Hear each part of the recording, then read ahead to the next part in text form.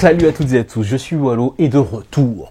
Récemment, vous savez, je vous ai parlé d'une PlayStation 3 à vendre. Très bien, elle ne s'est toujours pas vendue, ce n'est pas grave, j'ai eu plusieurs propositions, je continue toujours de passer le permis. Et cette fois-ci, aujourd'hui, je voudrais vous parler d'une chose en particulier qui a intrigué ou intéressé certains d'entre vous. En effet, rappelez-vous, dans les premières vidéos, je vous ai parlé à un moment donné d'un livre qui concernait Akira. Akira, qu'est-ce que c'est? C'est un dessin animé, et c'est aussi un manga. Mais pour moi, c'est surtout un dessin animé qui a changé ma vie. Bon, allez, j'exagère, il n'a pas changé ma vie en tant que tel. Mais Akira a participé en 1991 à ce que je pourrais appeler un choc culturel.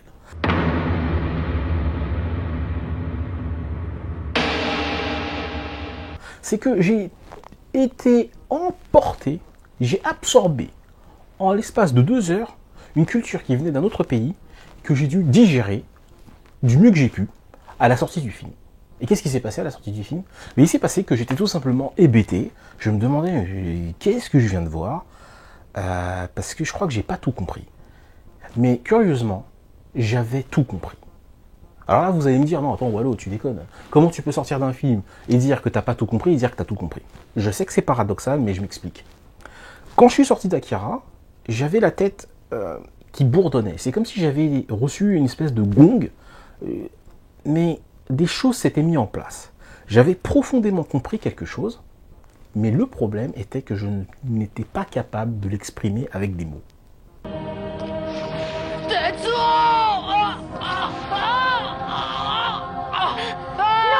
Takashi, non!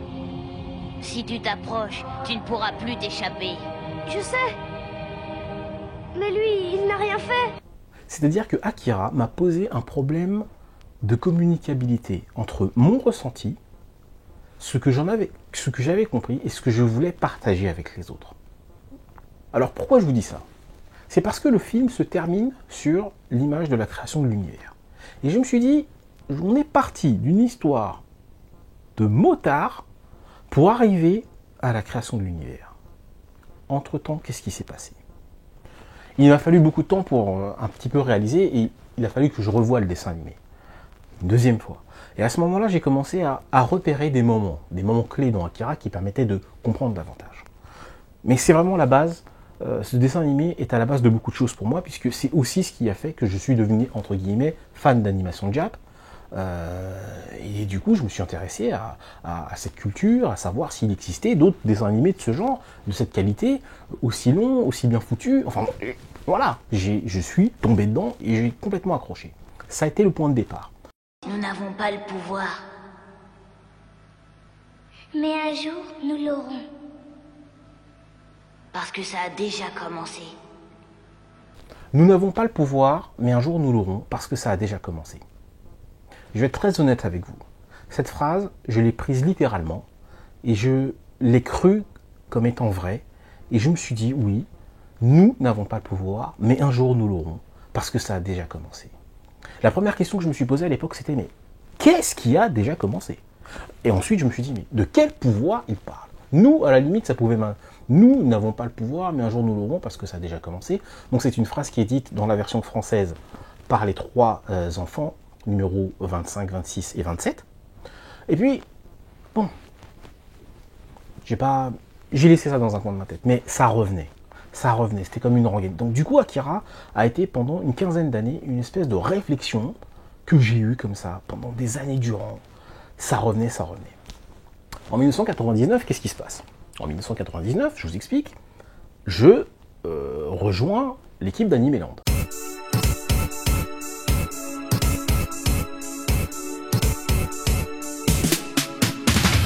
La collaboration avec Animeland se passe plutôt bien. Et puis dans les échanges que je peux avoir avec Yvan, je lui parle de mon intérêt pour Akira, je lui fais part des hypothèses que j'ai formulées dessus.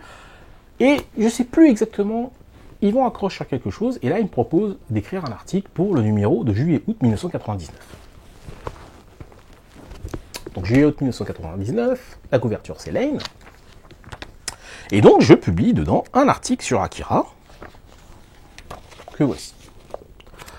Alors, à l'époque, j'étais quand même sous pression parce que je me suis dit, putain, merde, Akira, moi je pense ça vraiment très à cœur.